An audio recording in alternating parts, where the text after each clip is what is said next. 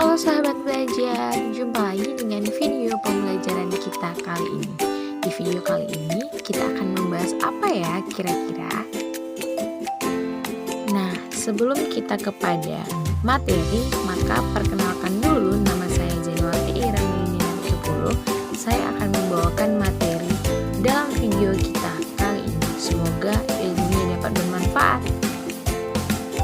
Selamat menyaksikan video pembelajaran kita, tetap semangat dan fokus untuk mendengarkan video pembelajaran kita agar materinya dapat kita pahami secara menyeluruh.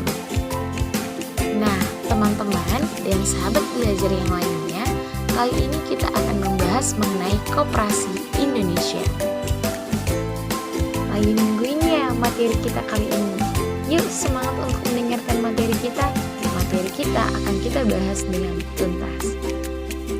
Nah, teman-teman dan sahabat belajar yang lainnya, pada bagian ini kita akan membahas mengenai ADART dari koperasi itu sendiri. Nah, dimulai dari pengertian AD atau yang sering disebut dengan anggaran dasar.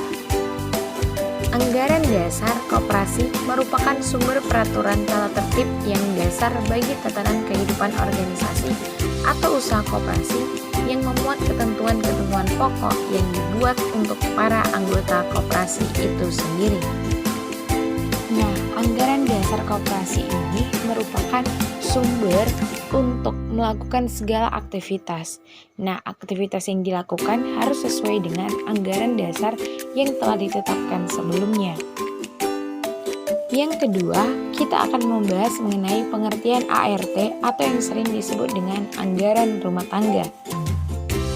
Anggaran rumah tangga adalah perincian dari anggaran dasar. Nah, dalam anggaran rumah tangga ini adalah hal-hal yang terperinci yang sudah ada dalam anggaran dasar yang dimuat sebagai anggaran rumah tangga dari koperasi itu sendiri. Jadi, ADART koperasi adalah keseluruhan dari rangkaian aturan yang mengatur secara langsung jalannya kehidupan dalam koperasi dan juga mengatur tentang hubungan antara koperasi sebagai organisasi dengan para anggotanya. Jadi, dapat disimpulkan bahwa ADART merupakan keseluruhan aturan yang mengatur jalannya koperasi. Lalu, bagaimana dengan pengurus dari koperasi itu sendiri?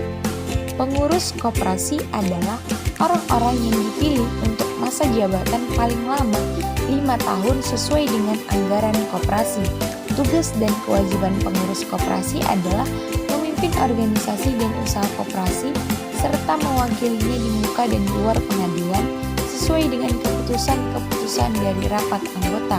Maka hasil-hasil dari rapat anggota menjadi hasil keputusan yang paling mutlak dan memegang kekuasaan tertinggi. Lalu, bagaimana dengan pengawas koperasi tersebut? Pengawas koperasi merupakan bagian dari perangkat atau struktur koperasi di samping rapat anggota dan pengurus koperasi di Indonesia. Tugas dan wewenang pengawas koperasi sebagaimana diatur dalam pasal 39 secara umum. Pengawas koperasi bertugas mengawasi manajemen koperasi dan membuat laporan tahunan. Lalu masuklah kita kepada bagian bagaimana dengan rapat anggota koperasi. Rapat anggota tahunan koperasi sifatnya wajib dilaksanakan secara periodik sesudah tutup tahun buku. Rapat anggota tahunan merupakan forum kekuasaan tertinggi koperasi yang antara lain menilai pertanggungjawaban pengurus, pengawas, dan partisipasi anggota dalam tahun buku yang lalu.